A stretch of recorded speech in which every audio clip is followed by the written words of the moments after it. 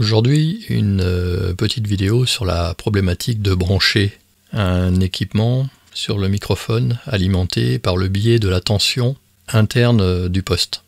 Je prends l'exemple de cette interface bien connue de UR6QW que certains aimeraient alimenter par l'intermédiaire de l'émetteur-récepteur. Donc si vous descendez notamment dans cet article pour voir l'alimentation, vous pouvez constater que la consommation est de 30 mA. Maintenant, je vais vous prendre deux exemples. Dans un premier temps, l'exemple du FTDX 3000. Donc voici la façon dont est générée la tension 5 volts présente sur le microphone. Ici, vous avez un transistor en basse commune. Le but est d'avoir ici une tension de 5 volts. Ici, vous avez du 13 volts 8. Cela vous fait 8,8 volts de tension entre le connecteur et l'émetteur. Voici le datasheet du 2SC4081 ici. Vous voyez que la puissance max est de 0,2 watts. P égale UI, 0,2 divisé par 8,8. Le courant maximum est de 22 mA. Évidemment, c'est une valeur maximale. Il est préférable de se limiter à 10 mA. Maintenant, 22 mA, c'est inférieur à la valeur de tout à l'heure de 30 mA. Mais maintenant, le cas de l'IC 7300, où là, dans le manuel d'utilisateur, j'ai trouvé la valeur max, qui est sans doute présente également dans la doc du FTDX 3000, mais je ne l'ai pas trouvé.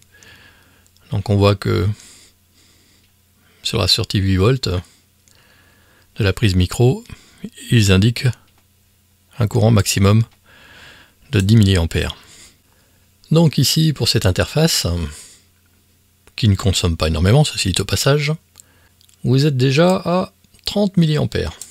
Donc c'est une des raisons pour lesquelles je ne peux que vous déconseiller d'alimenter, ou d'essayer d'alimenter du moins, une interface par le biais de la prise microphone, parce que sinon vous risquez en fait de détruire la régulation qui génère le 5 volts ou le 8 volts. C'est d'ailleurs ce qui est arrivé sur un FTDX 3000. Alors dans le cas du FTDX 3000, deux cas de figure. Ce transistor lâche en se court-circuitant. Vous vous retrouvez alors avec du 13 volts 8 ici, au lieu du 5 volts. Les touches en face avant utilisent ce 5 volts. En fait, au final, il ne se passera pas grand-chose, mais il y a un deuxième cas qui est déjà arrivé, où le transistor se coupe.